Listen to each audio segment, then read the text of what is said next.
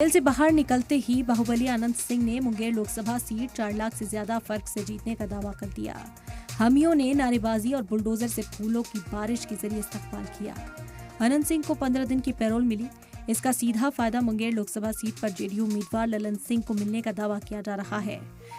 खास बात यह है कि ललन सिंह के खिलाफ आरजेडी ने बाहुबली अशोक महतो की बीवी अनीता को मैदान में उतारा है। इसी के साथ ही इस सीट पर मुकाबला ललन सिंह और अनीता सिंह के साथ ही बाहुबली अशोक महतो और बाहुबली अनंत सिंह के बीच हो गया है। सियासी लड़ाई में हर स्ट्रैटेजी और हर हिकमत अमली बेहद अहम होती है।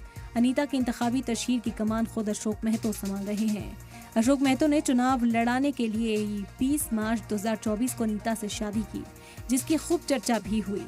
अशोक महतो अपनी बीवी की जीत का दावा लगातार कर रहे हैं, लेकिन अनंत सिंह का जेल से बाहर आना मुंगेर की सियासत को दिलचस्प बना रहा है। घर के बंटवारा में, लेकिन जनता भगवान है, इंशाअल्लाह कम से कम। जी। अनंत सिंह ने फिलहाल तशहीर में उतरने से इनकार किया, लेकिन उनका जेल से बाहर आना ही कई मायनों में अहम माना जा रहा है। यही वजह है कि अनंत के बाहर आते ही अपोजिशन हमलावर है। हमारे साथ थे तो अपराधी थे, अब जदयू में चले गए हैं, इलेक्शन में जेल के बाहर आ गए तो संत हो गए। अनंत सिंह को एक साजिश करके केस में फंसाने का काम किया। आज अपने उपयोग के लिए उनको पेरोल पर रिहा करके और वोट मंगवाने का काम कर रहा है। ये कहाँ तक न्याय संगत है, और चुनाव आयोग भी सब कुछ देख रहे हैं। अनंत सिंह के पेरोल पर बाहर आने की वजह से अपोजिशन पार्टियां एनडीए को घेर रही हैं, मगर एनडीए ने तमाम इल्जामात को खारिज किया है। पिछले बार एक सीट का जो कसर रह गई, वो भी इस बार हम लोग कसर पूरा कर लेंगे। 40 के 40 सीट एनडीए की झोली में जाएगी।